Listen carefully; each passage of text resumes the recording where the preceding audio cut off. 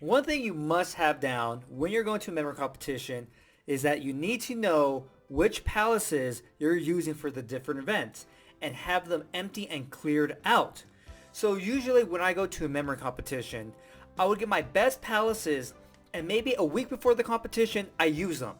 But up until that competition, I don't use them anymore, even if they're empty, because I need to make sure that whatever palace I choose, it's clear. Because you do not want to have any ghost images when you're competing, because you're gonna be confused. Wait, is this image from like a previous memorization or this current one? Great, now you have to take a chance and guess which one it is, right?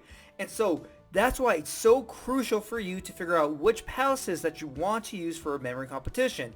Now, what I figured out is when I'm training, some of these palaces are better than others. And eventually you kind of find out that these events work better with these palaces and vice versa. And so it's when I'm training, that's when I start to make a mental note like, hey, home, that's one of the best palaces. Okay, let me save that one. Volk Gym, yeah, that one's pretty good too. Let me save that. So I start picking them out, mentally making a note of them when I'm training. And so when a competition is coming along, I like to have all my best palaces.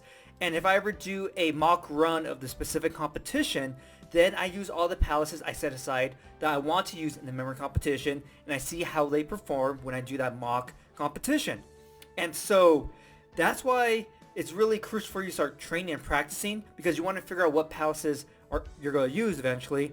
And then when you're going up to the competition, right, the days leading up to it, you want to make sure those palaces are completely empty. And so you might do one memorization trial a week before, and after that, you have to make the images disappear, and that kind of varies on how long it takes for each person. It might take 3 days, it might take 4 days, 5 days, it may take a week. So you kind of have to adjust that. But then after that specific period, you want to review the palaces in your head to make sure you know every single location perfectly, okay? And so them being empty, that's pretty important, but you also got to make sure you cannot miss a location at all. Because remember, competition is a completely different atmosphere, different ground in general, right? You can't really mimic that completely when you're training at home or outside or wherever you're training, right, to kind of get yourself ready. It's always going to be a little bit different because it's for real. All these different training trials that you're doing at home aren't for real. So that's like the big difference that you really can't train for, because it's not real when you're training, right? Competition, man, there it is. Now, you see how your training performs in a real situation, the memory competition.